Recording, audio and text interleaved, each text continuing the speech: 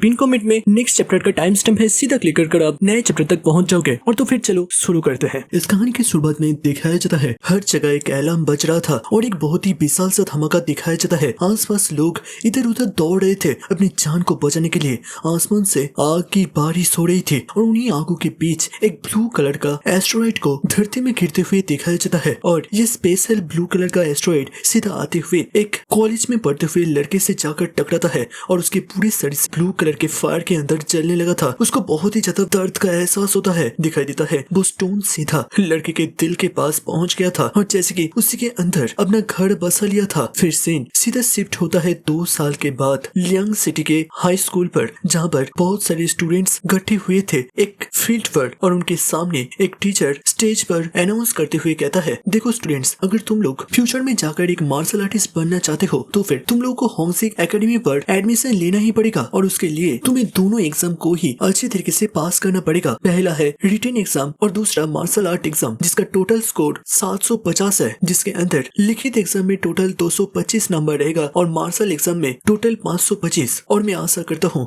कि तुम में से हर एक लोग जो कि यहाँ पर इकट्ठा हुआ है वो अच्छे से इस एग्जाम को दे पाएंगे और इसे पास कर पाएंगे। फिर वो सभी को वार्न करते हुए कहता है, याद रखना यहाँ पर टोटल रैंकिंग के अंदर टॉप के 10 लोग ही बस होंगजी क्लास के अंदर एडमिशन ले पाएंगे। और आज पहला लिखित एग्जाम होगा तो फिर सारे लोग एग्जाम हॉल के अंदर जा सकते हो। तभी सभी लोगों के बीच हमारे हीरो चैन को दिखाया जाता है। वो मनी मन अपने हाथ को टाइट करते हुए सोचता है, एक मार्शल आर्टिस्ट बनने का चांस, इसको मैं इग्नोर नहीं कर सकता। और वो बताता है आज से 2 साल पहले वो उस इंसिडेंट के बाद कोमा में चला गया था, जिसके कारण से उसने अपने हाई स्कूल के अंदर 2 साल को मिस कर दिए और उसको स्कूल की तरफ से मेडिकल लीव भी दिया गया था। और इस बार उसका ये लास्ट चांस है और उसे मार्शल आर्टिस्ट किसी भी हालत में बनना है। फिर जब वो आगे बढ़ ही रहा था तभी वो सामने से किसी से टकरा जाता है और दिखाई देता है वहाँ पर 3 गैंग टाइप के लोग थे, जिनके मिडिल पर एक बंदा काफी ज्यादा एरोगेंट बनते हुए कहता है, अरे ये तो चैन है, क्या तुम सही में यहाँ पर एग्जाम देने के लिए आए हो? सारे लोग अच्छे से देखो, क्या तुम्हें लगता है ये चैन 2 साल अपनी क्लास को मिस करने के बाद होंगजी एकेडमी पर जा पाएगा? क्या ये मजाक है? फिर वो अपने हाथ को आगे बढ़ाते हुए एक सिनिस्टर लुक देते हुए कहता है, देखो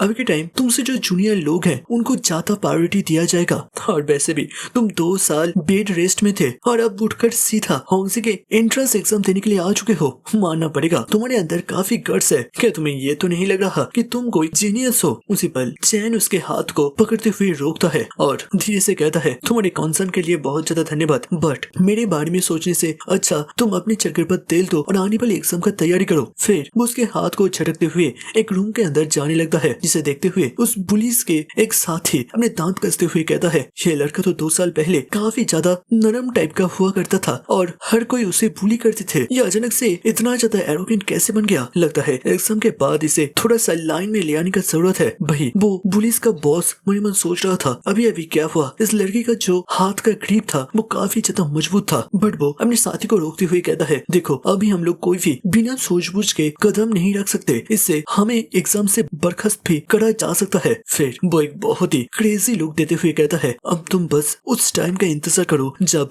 मेरे को उसके साथ एग्जाम के अंदर एक डुएल का मौका मिलेगा। उस वक्त अगर एक्सीडेंटली क्रिपल भी कर दो तो भी कोई मेरे ऊपर कुछ भी सवाल नहीं उठाएगा। मेरी चैन उन सभी को इग्नोर करते हुए एक कंप्यूटर रूम के अंदर प्रवेश करता है। फिर अपने एग्जाम को जब शुरू करता है, पहला क्वेश्चन आता है कि अभी के इस दुनिया के बारे में जो भी तुम जानते हो वो यहाँ पर लिखो। और चैन लिखने के साथ साथ हम सभी को एक्सप्लेन भी करता है। साल था 2842। इस दुनिया के ऊपर किसी दूसरे एलियन सिविलाइजेशन का हमला हो गया। अगर बस ताकत के बारे में बात करें तो फिर वो लोग आराम से हमारी इस दुनिया को अपने कब्जे में ले सकते थे, बट इंसानियत ने भी दुनिया के सबसे ताकतवर वेपन न्यूक्स को बना रखे थे, जिसके कारण से 2 साल तक उनके बीच एक घमासान युद्ध हुआ। नतीजन न्यूक्लियर रेडिएशन के कारण से 500 करोड़ लोग अपनी जिंदगी से हाथ धो बैठे और बाकी के जीव न्यूक्लियर रेडिएशन के कारण से अपनी जेनेटिक्स को बदल लिए और अजीब अजीब क्रिएचर में तब्दील हो गए। समय था इन मिशन के 18 साल के बाद 27 अगस्त 2860, जहाँ पर इंसानों की जिंदगी एक दूसरे लेवल पर पहुंच गया, जहाँ पर लोगों ने दोबारा से अपने मार्शल आर्ट का शुरुआत किया और दोबारा से ह्यूमैनिटी ने अपने सर्वाइवल इंस्टिंक्ट का इस्तेमाल करते हुए दोबारा से इस दुनिया में अपने कदम ताकतवर किए और बाकी के सारे इवॉल्व हुए गए मॉन्स्टर को चीरते हुए अपने सुपीरियरिटी को दोबारा से दुनिया के अंदर दर्ज की। और इस सवाल के बाद और भी बहुत सारे सवाल आते हैं जिनका चैन ठीक ठाक जवाब देते हुए अंत में जाकर सबमिट एग्जाम में क्लिक कर देता है। फिर चैन अपने माउस को छोड़ता है और अपने बाल खुजलाते हुए कहता है, जरा देखो रिजल्ट तो अभी के अभी आ चुका है, मैंने फुल मार्क्स पाया है।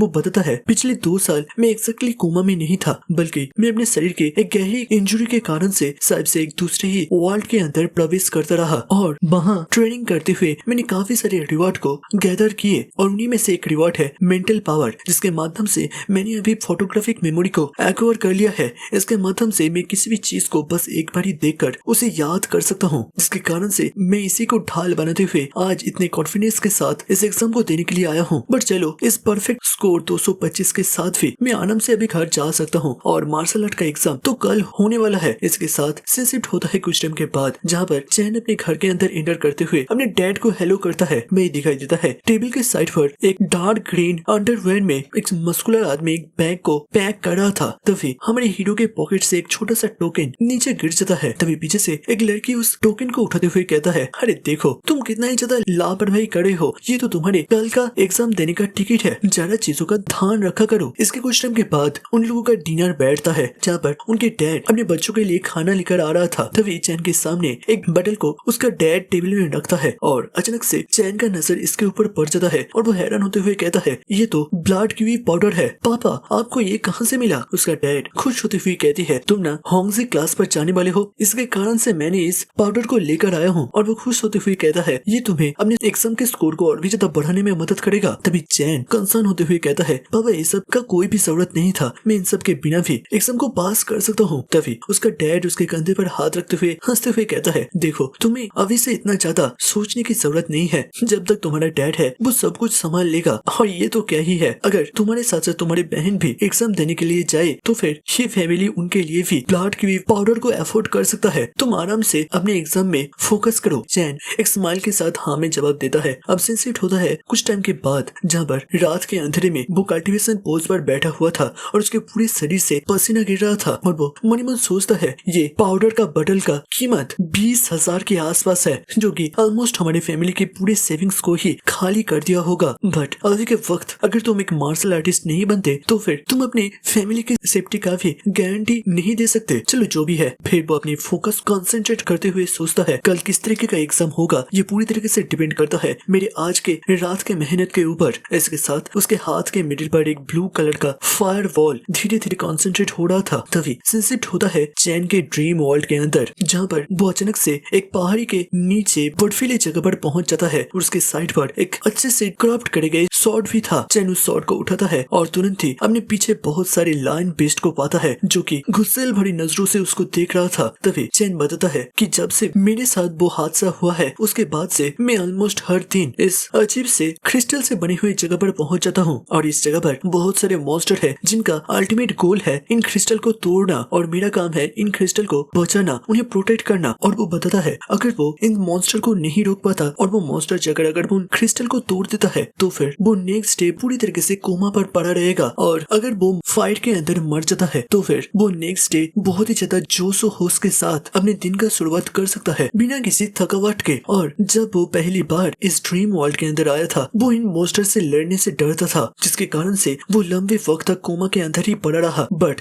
जिस वक्त से वो इनसे लड़ना शुरू कर दिया है और मौत से डरना भूल चुका है, तब से वो धीरे धीरे ताकतवर बनना शुरू कर दिया है। और बस इतना ही नहीं, अगर वो मॉन्स्टर को हराता है और एक मॉन्स्टर वेव को खत्म कर पाता है तो फिर उसके मेंटल पावर और भी ज्यादा बढ़ जाता है और उसको अलग अलग रिवॉर्ड भी दिया जाता है। तभी चैन ने एक वेब को खत्म कर दिया था और सिस्टम से नोटिफिकेशन आता है कि नेक्स्ट वेब 30 सेकंड के बाद ही आने वाला है। और इसी तरीके से वो और भी 4 वेब को खत्म करता है, वो भी बहुत ही ज्यादा स्पीड के साथ बिल्कुल निडर होकर। फिर वो एक गहरी सांस छोड़ते हुए कहता है, अब मैं इतनी बार इस लेवल को कंप्लीट करा हूँ कि मेरे को आदत सा पड़ चुका है, बट अभी भी मेरा जो शरीर का स्टैट है इसके हिसाब से मैं उस मार्शल एकेडमी के अंदर जा नहीं पाऊंगा, मेरे को और एक लेवल अप का जरूरत है। तभी सिस्टम से नोटिफिकेशन आता है कि अब मॉन्स्टर का 5th वेव आने वाला है और यूजर को सावधान रहने के लिए कहा जाता है। चैन कॉशियस होते हुए साइड में घूमता है और एक बहुत ही तेजी से रेड कलर का शैडो टाइप का एक बड़ा सा मॉन्स्टर आगे बढ़ता है, दिखाई देता है। ये एक बड़ा सा ड्रैगन था जो कि अपने मुंह से आग को भी फेंक सकता था, बट चैन बिल्कुल भी डरता नहीं है और वो अपने फायर ब्रीथिंग टेक्निक का इस्तेमाल करते हुए उन आगों के लपटों के बीच से ही वो जमीन में खिसकते हुए एक साइड में आ गया था और उसी पल वो मॉन्स्टर अपने हाथ से एक क्लॉ अटैक छोड़ता है और चैन बहुत ही नजदीक से एक जंप करते हुए इस हमले को भी डॉज कर लेता है। बट उसके नेक्स्ट सेकंड उस मॉन्स्टर ने अपने टेल का इस्तेमाल करते हुए चैन के ऊपर हमला कर दिया था। बट चैन दोबारा से अपने ब्लेड को ढाल की तरह इस्तेमाल करते हुए उसकी फोर्स को अपने शरीर से टकराने नहीं देता और वो उसी का इस्तेमाल करते हुए हवा में एक ऊंचा सा जंप ले लेता है। फिर दिखाई देता है वो उस ड्रैगन मॉन्स्टर के बिल्कुल सिर के ऊपर पहुंच गया था और वो अपने पूरे पावर को एक्टिव करता है और वो मनी मन सोचता है मैं पिछले बहुतों बार इस मॉन्स्टर से लड़ती हुई हारा है, बट अभी मैं इसके सारे पैटर्न और रिदम को समझ चुका हूँ। अब वक्त है इसे खत्म करने का। इसके साथ वो अपनी पावर को कंडेंस करता है और जोर से कहता है flowing light sword art freezing in the forest. इसके साथ वो तेजी से मॉन्स्टर के सीने के ऊपर एक जबरदस्त अटैक को लॉन्च करता है, जिसके कारण से वो मॉन्स्टर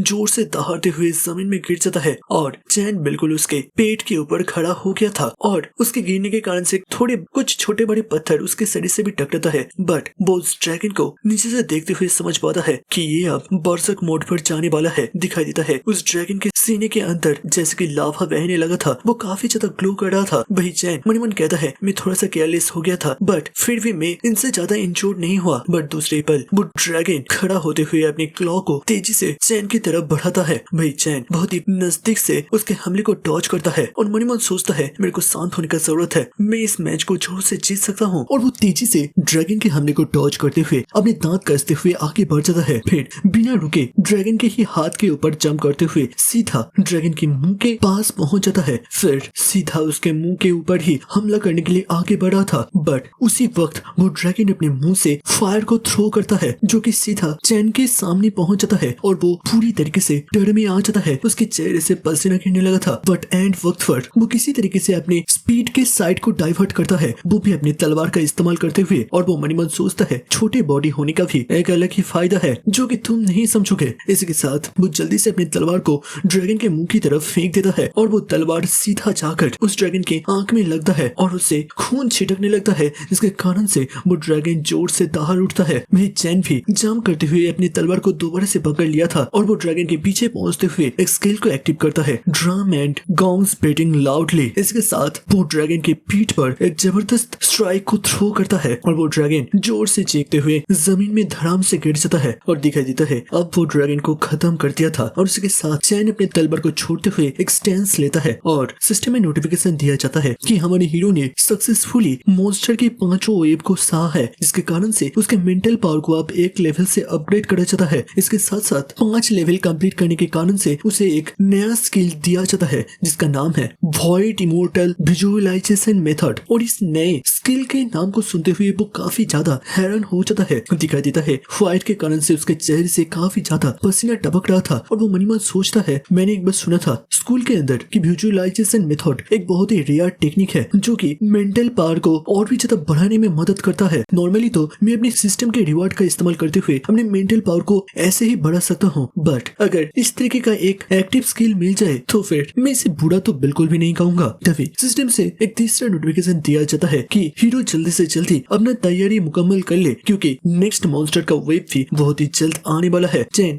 अपनी हाथ छोड़ते हुए साइड में देखता है और उसके आंखें सिकुड़ जाता है। दिखाई देता है वहाँ पर बहुत सारी बड़ी बड़ी विशाल से ऑर्क मॉन्स्टर आने लगे थे और इसके साथ उसका खेल खत्म हो जाता है और हमारे हीरो दोबारा से रियलिटी में जागता है और मन ही मन सोचता है बाबा जितने सारे मॉन्स्टर थे उनका लेवल मेरे से एक लेवल ज्यादा है, बट उनका नंबर्स 30 के आसपास था। लगता है ये वाला लेवल में जल्दी ही पास नहीं कर सकता, इसके लिए मेरे को काफी सारे पापड़ बेलने पड़ेंगे। चलो जो भी है पहले तो इस नए टेक्निक को देखते हैं। इसके साथ अपने विजुअलाइजेशन मेथड को जब एक्टिव करने के बारे में सोचता है उसके हाथ पर एक लाइट से बना हुआ किताब एफियर होने लगता है तभी, और वहाँ से एक पतली सी ऑरा की धागा उसके दिमाग के पास जाने लगता है और हीरो के आंख बिल्कुल सिकुड़ जाता है। वो अब दोबारा से और एक दूसरे वर्ल्ड पर पहुंच गया था जो कि शायद से इनर वर्ल्ड था। वो बिल्कुल पानी के ऊपर तैर रहा था और जब वो ऊपर देखता है वहाँ पर एक बहुत ही विशाल सा मॉन्स्टर जिसके 6 आंख थे और वो एक क्रीपी स्माइल देते हुए हीरो की तरफ ही देख रहा था। और इस मॉन्स्टर के साइज तुम इसी से समझ सकते हो कि हमारे हीरो की साइज उसके एक उंगली के नाखून बराबर भी नहीं था। उसको एक इमेंस प्रेशर महसूस होता है। वो मन ही मन सोचता है सच में इसे ऐसे ही नहीं कहा जाता कि ये बहुत ही ज्यादा ही कठिन टेक्निक है। जिस वक्त को मैं इस जायंट के आंखों में देखूंगा उसी वक्त एक ट्रायल शुरू हो जाएगा। वही अंदर क्या चलता है ये चीज हमें दिखाई नहीं जाता और सीन शिफ्ट होता है दोबारा से बाहरी वर्ल्ड पर, जहाँ पर चैन के शरीर से बहुत ही ज्यादा ब्लू ऑर्डर रिलीज हो रहा था और अचानक से उसका बहन उसके घर के दरवाजे को धड़ाम से खोलता है और कहता है, भाई खाना तैयार हो चुका है, अब आ जाइए। चैन पसीने से लपटे हुए टी शर्ट को खोलने लगता है और तभी उसका बहन कहता है, भाई तुम तो कुछ ज्यादा ही रिप्ड और हैंडसम लग रहे हो। चैन उसकी तरफ देखता है और थोड़ा सा परेशान होते हुए आगे बढ़ते हुए उसके बहन के सिर पर टपली मारते हुए कहता है, क्या तुम्हारा भाई पहले हैंडसम नहीं था? भाई उसका बहन गुस्से में कहती है, मेरा बाल खराब हो जाएगा, ऐसा मत करो। भाई चैन छोड़ देता है बट उसका बहन तब भी सोच रही थी अचानक से भाई के अंदर इतना ज्यादा बदलाव कैसे आ गया। तभी चैन आईने के सामने खड़ा होता है और दिखाई देता है उसका पूरा शरीर काफी ज्यादा रिप्ड और मस्कुलर लग रहा था और वो मनी मन सोचता है कैसा हो सकता है ये वॉइड इमोर्टल विजुअलाइजेशन मेथड के कारण से ही क्या हुआ है। चलो जो भी है, अभी मेरे को स्कूल के लिए निकालना पड़ेगा। सिंसिप्ट होता है कुछ टाइम के बाद, जहाँ पर चैन ने अपना सारा काम कर लिया था और वो अपने डैड और बाकी बहनों को बाय बाय करते हुए घर से जाने लगता है। फिर सिंसिप्ट होता है सीधा स्कूल के लियांग सिटी के नंबर 1 हाई स्कूल के जिम्नासियम पर। और पता नहीं ये लोग बास्केटबॉल के प्लेग्राउंड को क्यों जिम्नासियम कहते हैं। भाई हीरो मन मन सोचता है, सच में मेरा ये वॉइड इमोर्टल का टेक्निक काफी ज्यादा इम्प्रेसिव है। मैं अभी से मेरी बॉडी के अंदर के इम्प्रूवमेंट को महसूस कर सकता हूँ। मैं बाबर बाकी भी बहुत सारे स्टूडेंट इधर उधर बात कर रहे थे या फिर अपनी ट्रेनिंग कर रहे थे। उसी वक्त अचानक से चैन के साइड से कोई कहता है, अरे ये क्या वही जीनियस स्टूडेंट चैन है जो कि 2 साल से बिना स्टडी करे यहाँ पर पहुंच गया। दिखाई देता है ये असल में वही बुली लोग थे और उनका बॉस एक स्माइल देते हुए कहता है, जो कि 2 साल सस्पेंड होने से पहले बिल्कुल एक भीगी बिल्ली हुआ करता था, कि अब वो यहाँ पर आकर स्कूल में अपनी लास्ट पोजीशन को सिक्योर करने के लिए आया है। मतलब वो सीधी तरीके से हमारे हीरो को मॉक कर रहा था। वही चैन बिल्कुल एक शांत लुक देते हुए कहता है, फिर भी तो मैंने एग्जाम ही नहीं दिया था, बट तुम लोग तो 2 साल फेल कर फिर जाकर यहाँ पर आए हो, शर्म तो तुम लोगों को आना चाहिए। जो सुनते हुए उसी पुलिस के एक साइड वाला लड़का जोर से चीखता है, क्या कहा तुमने? भाई चैन एक मॉकिंग स्माइल देते हुए कहता है, ये क्या तुम लोग सुन भी नहीं पाते? देखो इस तरीके के फिजिकल डिसेबिलिटी को लेते हुए कोई भी इस एग्जाम के अंदर पार्टिसिपेट नहीं कर सकता, पहले अपने कान का ट्रीटमेंट करवाओ। अब ये सब कुछ सुनते हुए उस बुली के बॉस को काफी ज्यादा गुस्सा आता है और वो दांत कसते हुए कहता है, देखो चैन तुम मेरे धैर्य का परीक्षा मत लो। भाई चैन तो बड़े से एक स्माइल देते हुए कहता है, मैंने तो नाम नहीं लिया था कि तुम खुद ही इसे स्वीकार करना चाहते हो। अब उन दोनों के इस इंटेंस माहौल पर एक लड़का मिडिल में हंसते हुए उन लोगों के मैच को ड्रॉ करते हुए कहता है, देखो देखो अभी एग्जाम होने वाला है, अगर यहाँ पर तुम लोग कोई भी परेशानी खड़ी करते हो तो फिर तुम दोनों ही एग्जाम से बाहर निकल दिए जाओगे और उसके बाद दोनों का ही लॉस हो जाएगा, तो फिर इस फाइट को इसी जगह पर खत्म करो। जो सुनते हुए वो पुलिस लोग वहाँ से जाने लगते हैं, जबकि वो बॉस लास्ट बार मुड़ते हुए कहता है, सुन लो चैन बस एग्जाम खत्म होने तक इंतजार करो। तभी वो लोग जब चले जाते हैं साइड से वो लड़का काफी ज्यादा पैनिक में कहते हैं, भाई तुम ये सब क्या कर रहे हो? चैन एक सीरियस लुक देते हुए कहता है, मैंने अब से फैसला किया है, जो भी मेरे सामने आएगा मैं उसके साथ खुद से डील करूंगा, वो भी मेरे पंच के साथ। और वो अपनी जब मसल को फ्लेक्स करने जा ही रहा था तभी वो दूसरा लड़का चैन के कंधे को पकड़ते हुए कहता है, देखो ये बस फाइट की बात नहीं है, तुम 2 साल यहाँ पर नहीं थे, तुम्हें इसीलिए नहीं पता, असल में इस बुली का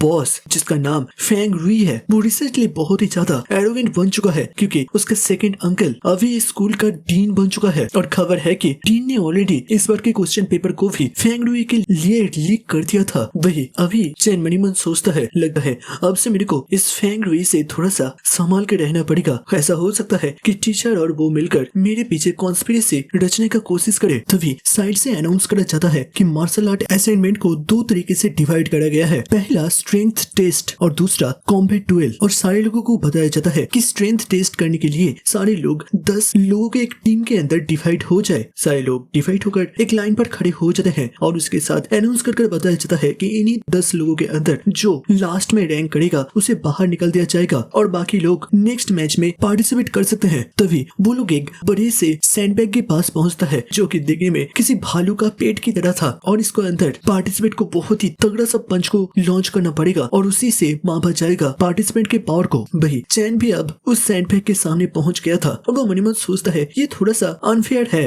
बट इसके बाद वो कॉम्बैट डुएल होगा। चलो जो भी है, मैं यहाँ पर मेरी ताकत नहीं बल्कि मेरी स्पीड का इस्तेमाल करूंगा। चलो देखते हैं इससे क्या होता है। इसके साथ उसके हाथ पर ब्लू एनर्जी फ्लो करने लगता है। भाई दूसरी तरफ वो बुली भी एक दूसरे लाइन पर सैंडबैग के सामने एक बहुत ही क्रीपी स्माइल देते हुए कहता है, मेरे पास बहुत ही ज्यादा ताकत है, इसको तो मैं बहुत ही आराम से पास कर सकता हूँ। इसके साथ उसके हाथ के सारे रगे जिसके बाहर दिखाई दे रहे थे और इसके साथ अनाउंस करा जाता है दोनों दोनों तैयार और वहाँ पर 2 लाइन पर चैन और वही फेंग रुई तैयार हो चुके थे और एक फाइनल डिटर्मिनेशन के साथ पहले फेंग रुई के पंच को दिखाया जाता है। वो एक बहुत ही डेविलिश लुक के साथ उस पंचिंग बैग पर जब अपने पंच को थ्रो करता है, वो बैग तो हवा में ही उड़ गया था और देखने में लग रहा था वो पंचिंग बैग का भी जैसे कि रोना निकल गया था। वही पीछे से सारे लोग बहुत ही ज्यादा एक्साइटेड होकर चीख पड़ते हैं और कहते हैं सच में फेंग रुई सबसे ज्यादा ताकतवर है। और वो छोटा बुली कहता है मैंने सुना है कि हमारे बॉस की पंचिंग पावर 1400 जीन के आसपास है। अब दोस्तों जीन क्या परिमाप है इसके बारे में यहाँ पर कुछ नहीं बताया गया। तभी वो छोटा बंदा साइड में घूमते हुए कहता है हमारे बॉस तो यहाँ पर पहला रैंक ऑलरेडी कर लिया है और हमें दूसरी साइड पर अब लास्ट रैंकर भी देखने को मिलेगा। बट जब वो साइड में देखता है उसके आंखें सिकुड़ जाता है। तभी सारे लोग अपने ऊपर देखते हैं। असल में वो पंचिंग बैग फट के बिल्डिंग की सीलिंग में पहुंच गया था और वो लोग हैरानियत से कहते हैं 1500 जीन पंचिंग फोर्स, वो भी लेवल 5.1 लाइव इंटेंसिटी के साथ। ये तो पूरी तरीके से अमेजिंग वाली चीज है। वही साइड से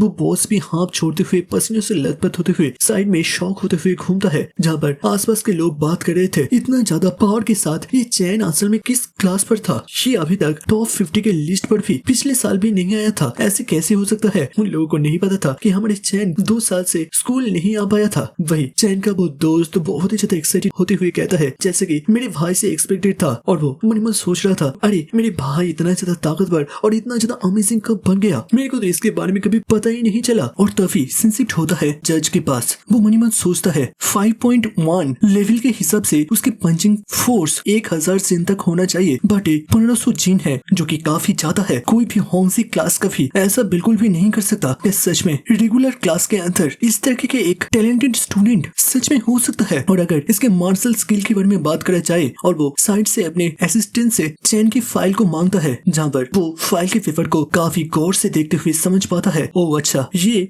2 साल तक छुट्टी में था और वो टायर 1 में है 55% मार्शल स्किल के साथ। नहीं साहिब से ये इससे काफी ज्यादा हो सकता है। लगता है इसको बाद में जाकर थोड़ा सा और टेस्ट करना पड़ेगा जिससे कि इसकी असली ताकत के बारे में मेरे को पता चल सके। कुछ टाइम के बाद थर्ड एग्जाम का बारी आता है जहाँ पर सभी का डुएल का बंदोबस्त कर गया था और दिखाई देता है एरिना के आसपास बहुत सारे स्टूडेंट इकट्ठा हो गए थे। तभी टीचर एक पेपर को पकड़ते हुए कहता है ठीक है अब मैं जिन भी स्टूडेंट के नाम लूंगा वो सारे डुएल के लिए एरिना पर मूव करेंगे। तो पहला स्टूडेंट है चैन और उसका ओपोनेंट बनेगा फेंग रुई। दिखाई देता है चैन काफी ज्यादा शांत था जबकि दूसरी तरफ फेंग रुई के चेहरे पर एक सिनिस्टर स्माइल खिल गया था। आसपास ऑडियंस के अंदर स्टूडेंट आपस में बात करते हैं कि सच में इस मैच को भी चैन जीत सकता है। तभी साइड से और एक स्टूडेंट उसे रोकते हुए कहता है कि उसके ताकत ज्यादा हो बट असली कॉम्बैट फाइट के अंदर मार्शल स्किल और टेक्निक्स ज्यादा मायने रखते हैं और इन सब में फेंग रुई को एक बहुत ही बड़ा सा एडवांटेज मिलेगा। तभी सिंसिप्ट होता है दोबारा से एरिना पर जब दोनों स्टूडेंट आमने सामने खड़े हो गए थे। फेंग रुई कहता है चैन देखो ऐसा मत सोचना कि तुम पिछले राउंड पर मेरे से जीत गए थे तो इसका मतलब है इस राउंड में भी तुम जीत जाओगे। ये राउंड तुम्हारे लिए काफी ज्यादा टफ होने वाला है। तभी चैन एक स्माइल देते हुए कहता है चलो देखते हैं मैच के अंत तक तुम अपने इस एटीट्यूड को मेंटेन कर पाते हो या फिर नहीं। उसी पल दोनों का फाइट का शुरुआत होता है। पहले तो देखने में लग रहा था फेंग चैन के ऊपर भारी पड़ रहा था। वो अपने स्पीयर को बहुत ही तेजी से घुमाता है जबकि चैन अपनी तलवार से उसके स्पीयर को रोकता है और उसको पीछे पुश कर देता है और फिर अपनी तलवार के पार्ट को सीधा फेंग के फेस के नीचे मारते हुए उसे दूर धकेल देता है। वही फेंग दूर जाकर अपने आप को रोकता है और मन ही मन सोचता है इस होंगसी क्लास पर किसी भी हालत में चैन नहीं जाएगा बल्कि वहाँ पर जाने का लायक बस और बस मैं हूँ। इसके साथ वो अपनी तलवार पर बहुत ही ज्यादा फोर्स को कंसंट्रेट करता है जिससे कि उसका स्पीयर ग्लो करने लगा था और वो तेजी से मूव करते हुए चैन के ऊपर मल्टीपल ब्लो देने का कोशिश करता है। भाई चैन बहुत ही नजदीक से उन सभी को डॉज कर रहा था या फिर अपनी तलवार का इस्तेमाल करते हुए उसे डिफ्लेक्ट कर रहा था।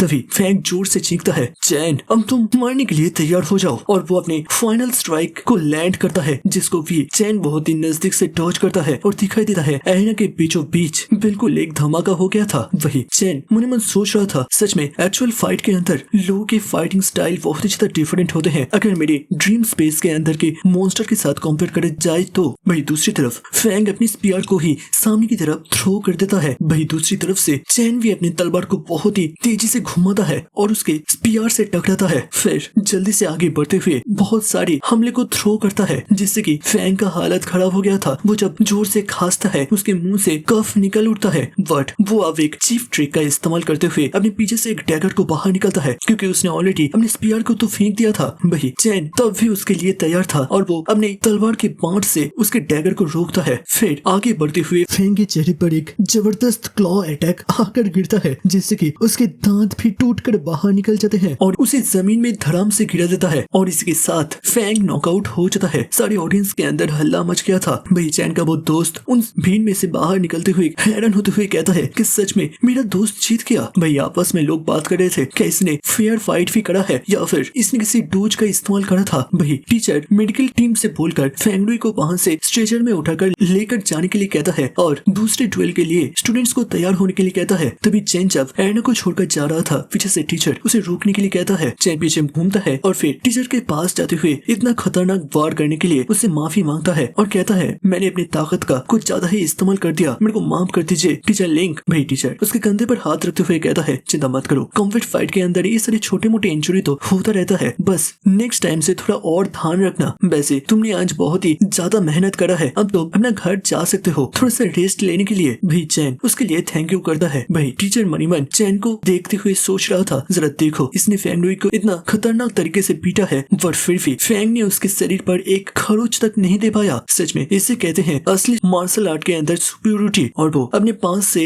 एक साइड वाले वॉकी टॉकी से किसी से कहता है वांकाई प्रिंसिपल को कॉल लगाओ। भाई चैन स्कूल के कॉरिडोर से जाते हुए मनीमन सोचता है अभी तो स्कूल का छुट्टी का वक्त नहीं हुआ है, इसके कारण से सबसे मेरी छोटी बहन या फिर मेरे पापा अभी तक काम से घर नहीं लौटी होगी, तो फिर मेरे को थोड़ा सा और ट्रेनिंग कर लेना चाहिए। इसके साथ वो एक एडवांस रूम के अंदर पहुंचता है जहाँ पर एक बहुत ही बड़ा सा मैकेनिकल स्ट्रक्चर मशीन रखा गया था और बताया जाता है ये है वर्चुअल कॉम्बैट कैप्सूल। चैन सोचता है मैं अभी के वक्त 1-on-1 स्पारिंग पार्टनर को ढूंढ नहीं सकता, बट खुशकिस्मती से स्कूल ने हर एक स्टूडेंट को एक इस तरीके के मशीन को दिया है जिसके अंदर वो अपने लेवल के मार्शल आर्टिस्ट से बराबरी का फाइट लड़ सकता है और अपने कॉम्बैट स्टाइल को इम्प्रूव कर सकता है। और क्योंकि मैं अभी तक बस मॉन्स्टर से फाइट करता जा रहा था, मेरे को कभी भी एक मार्शल आर्टिस्ट से फाइट करने का मौका बिल्कुल भी नहीं मिला और कभी भी इस मशीन के अंदर प्रैक्टिस ना करने के कारण से मेरा लेवल अभी भी ब्रोंज पर है। वो अपने मशीन के फ्लैग को लगाता है और मनीमन सोचता है आज के दिन जब फेंगडुई हार चुका है, मुझे लगता है वो अपनी फैमिली के पावर को जरूर से इस्तेमाल करेगा जिससे कि मैं होंगजी क्लास के अंदर ना जा सकूं। तभी उसके मशीन का दरवाजा खुलता है, दिखाई देता है अंदर एक मैकेनिकल सीट था। चैन उस सीट के अंदर बैठता है और हमें बताया जाता है कि इस वर्चुअल कैप्सूल के कॉम्बैट काफी एक रिकॉर्ड होता है जो कि इस दुनिया के अंदर ग्लोबली माना जाता है। इस रैंक का नाम है ब्लू स्टार यूथ लिस्ट और अगर मेरे को इस एग्जाम के द्वारा होंगजी क्लास के अंदर नहीं जाने दिया गया तो फिर अपने वर्चुअल कॉम्बैट का इस्तेमाल करते हुए उसका नाम लिस्ट के अंदर अपने आप से दर्ज हो जाएगा और उसके साथ उस मशीन का दरवाजा बंद हो जाता है। शिफ्ट होता है मशीन के अंदर जहाँ पर चैन धीरे धीरे बिल्कुल एक दूसरे ही दुनिया के अंदर पहुंचता जा रहा था और उसके सिर के आसपास एक हेलमेट सब बनने लगता है जो कि बिल्कुल एक सुअर की तरह था और वो अपने सामने वाले कीबोर्ड से डिफिकल्टी को सेट करता है जहाँ पर वो बस थोड़ा सा वार्म अप करना चाहता था। तभी उसका शरीर बांध से गायब होने लगता है और वो एक बिल्कुल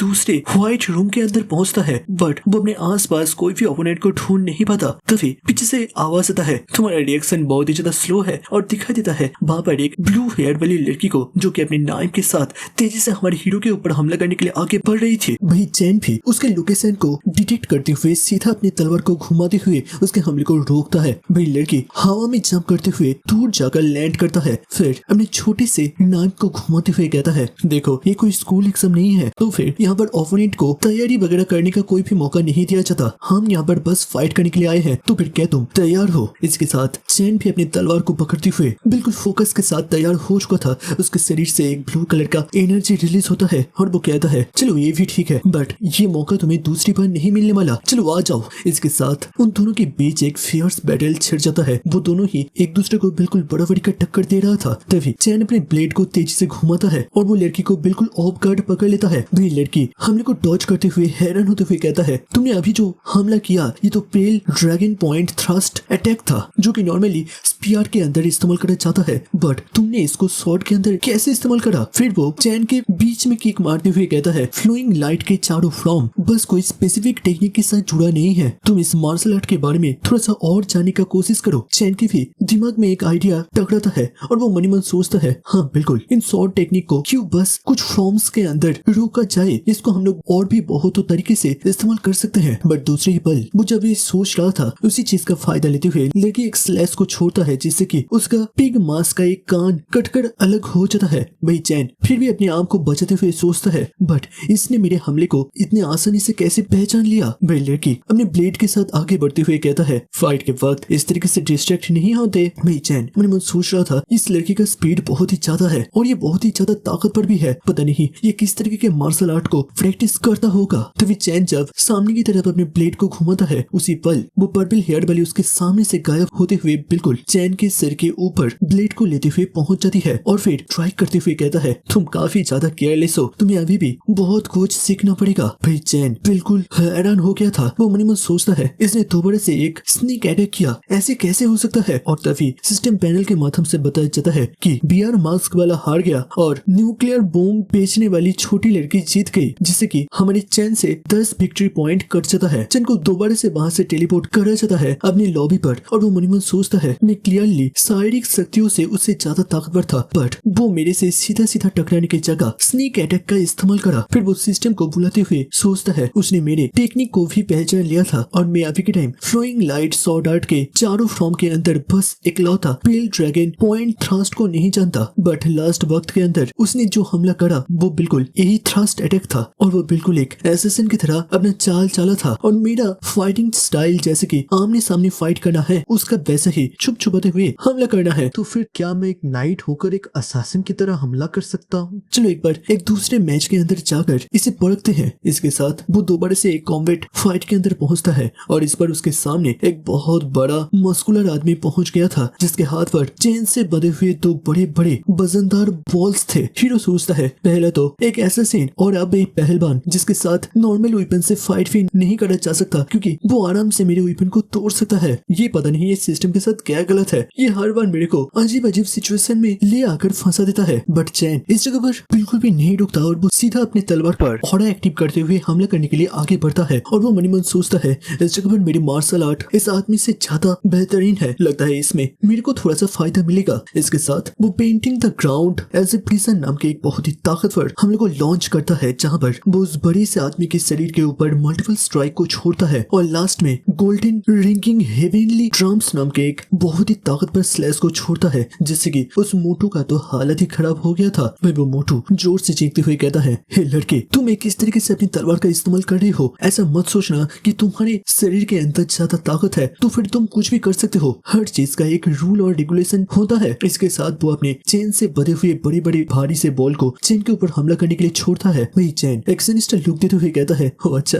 अब क्या तुम सिखाओगे मुझे क्या करना है। इसके साथ वो ब्रीज इन द फॉरेस्ट नाम के एक ताकतवर स्ट्राइक को छोड़ता है जिससे कि उस लोहे के बॉल के ऊपर वो मल्टीपल थ्रस्ट अटैक करता है। भाई वो मोटू अभी उस बॉल को जब रोकते हुए देख रहा था उसी पल चैन एक स्नीक अटैक करते हुए उस मोटू के पीछे तलवार को लेते हुए पहुंच जाता है और वो सीधा उस मोटू को ऑफ गार्ड पकड़ लेता है और उसी के साथ वो लॉन्च करता है पेल ड्रैगन पॉइंट थ्रस्ट जिसके साथ वो इसे हरा देता है और इस मैच का विजेता बन जाता है जिसके साथ उसको 10 विक्ट्री पॉइंट्स पे मिल जाता है। फिर वो दोबारा से लॉबी में लौटते हुए सोचता है ये मेरा पहला मैच था जो कि मैंने जीता है। वो अपनी ठुड्डी पर हाथ रखते हुए सोचता है काफी बेहतरीन। स्किलफुल होने का मतलब ये नहीं है कि बस अपने टेक्निक्स को ही पकड़ कर चला जाए, इसका मतलब है जब अपने शरीर को मजबूत बनाने का जरूरत पड़े तब मजबूत हो, जब सॉफ्ट बनाने का जरूरत पड़े तब सॉफ्ट हो, जब स्पीड बढ़ाने का जरूरत पड़े और ऐसे ही सिचुएशन के हिसाब से अपने आप को ढलते हुए चले। और वो लास्ट में सोचता है और ये लाइट सॉर्ड आर्ट का last from pale dragon point thrust इसको जैसे कि किसी के ऊपर आमने सामने लड़ाई के अंदर भी इस्तेमाल करा जाता है वैसे ही एसेसिन की तरह छुपते हुए भी इसका इस्तेमाल करा जा सकता है। वो अपने तलवार को घोड़ रहा था तभी एक सिस्टम से नोटिफिकेशन आता है, आप इस चीज को समझ चुके हैं जिसके साथ आपको फ्लोइंग लाइट सॉर्ड आर्ट भी 1% के हिसाब से इंप्रूव होते हुए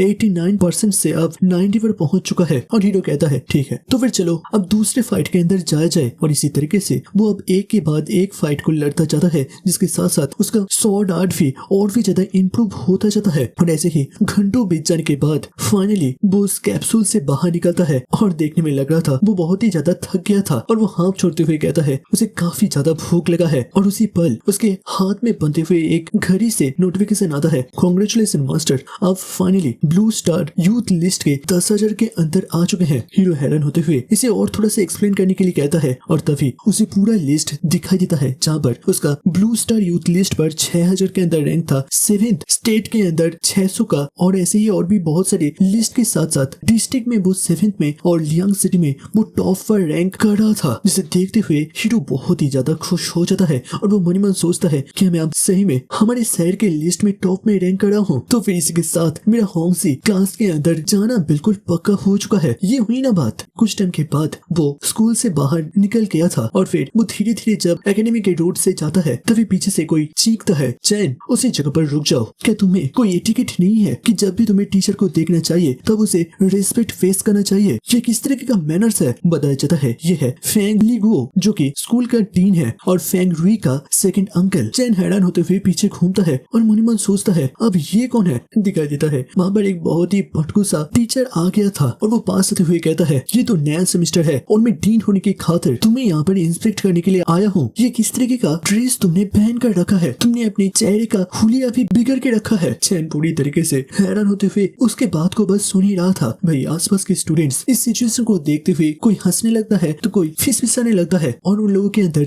एक बात छिड़ गया था कि चैन ने फेंग रुई को हराया है और उसको अभी तक हॉस्पिटल से भी छोड़ा नहीं गया। अब उसका अंकल जरूर से उससे बदला लेगा। भाई साइड से और एक लड़का कहता है मैंने सुना है कि इस चैंडू ने कोई ड्रग का इस्तेमाल करा था जिसके कारण से उसका ताकत कुछ टाइम के लिए बहुत ही ज्यादा बढ़ गया था। वो तो यही डिजर्व करता है। भाई सभी लोगों के अंदर जब यही बात चल रहा था तभी वो डीन सभी को साइलेंट होने के लिए कहता है और फिर एक स्टिक को बाहर निकलते हुए चैन को मारने का कोशिश करता है बट चैन उसके सारे अटैक को डॉज करता है और वो हैरान होते हुए कहता है बट ये यूनिफॉर्म इन सभी चीज तो स्कूल के रेगुलेशन के अंडर में आता है और मैं तो बस यहाँ पर खड़ा हूँ। अब किस तरीके से मेरे ऊपर ऐसे हमला कर सकते हैं? भाई वो टीचर दोबारा से अपने स्टिक को आगे बढ़ाते हुए कहता है तुम इस तरीके से एक टीचर के सामने मुंह कैसे खोल सकते हो? ये खाओ। और दूसरी तरफ चैन उसके स्टिक को अब पकड़ कर रोक लेता है जिसे देखते हुए वो डीन गुस्से में कहता है लगता है तुम्हें अब डिसिप्लिन का सख्त जरूरत है। तुमने इस स्टिक को पकड़कर मेरे को डिसरेस्पेक्ट करा है। अब मैं प्रिंसिपल को बोलकर तुम्हें इस एकेडमी से ही बाहर निकाल दूंगा। तभी साइड से आवाज आता है कौन मेरे को ढूंढ रहा है? वो लोग हैरान होते हुए पीछे देखता है वहाँ पर एकेडमी के प्रिंसिपल और लियांग सिटी के मेयर आ गए थे। तुरंत ही वो डीन प्रिंसिपल करते हुए उसके पास आता है। दिखाई देता है आसपास अब काफी सारे लोग इकट्ठा हो गए थे। वो डीन कहता है प्रिंसिपल ये सब उस चैन ने किया है। तभी प्रिंसिपल उसे रोकते हुए कहता है कि वही लड़का चैन है। वही चैन हैरान होते हुए अपने सिर हिलाते हुए हाँ में जवाब देता है। तभी प्रिंसिपल पास आते हुए कहता है ये देखो मेयर तुमसे मिलने आया है। वही मेयर उसको लियांग सिटी के यूथ लिस्ट के टॉप में रैंक करने के लिए कांग्रेचुलेट करता है। जिसके साथ साथ ब्लू स्टार यूथ लिस्ट जिसके अंदर पूरी दुनिया के सबसे ताकतवर शख्सियतों का नाम दर्ज है उसमें भी 10,000 के नीचे अपना रैंक लेकर आया है। काफी बढ़िया लड़के। और ये सब कुछ आसपास के स्टूडेंट के साथ साथ वो डीन भी सुनते हुए पूरी तरीके से हैरान और परेशान हो जाता है। उनके चेहरे से पसीना गिरने लगा था। और इसके साथ ये स्टोरी दोबारा से अपडेटेड हो चुका है। दोस्तों ये वाला पार्ट आप लोग को कैसा लगा जरूर से नीचे कमेंट में बताना। बाकी इसमें आप लोग बहुत ज्यादा कमेंट कर रहे थे लास्ट पार्ट के अंदर कि इसका नेक्स्ट पार्ट लेकर आया जाए तो फिर मैं इसको जल्दी से दे रहा हूँ। अगर इसी तरीके के सपोर्ट रहता है तो फिर हर हफ्ते में डालने का कोशिश करूंगा और अगर नहीं तो फिर मैं 2 हफ्ते में डालूंगा। आई होप आप समझ गए होंगे। मिलते हैं नेक्स्ट वीडियो के अंदर। तब तक के लिए देखते रहिए, सुनते रहिए और सुनाते रहिए। बाजिन 2.0 stay happy, stay safe, peace out and good bye.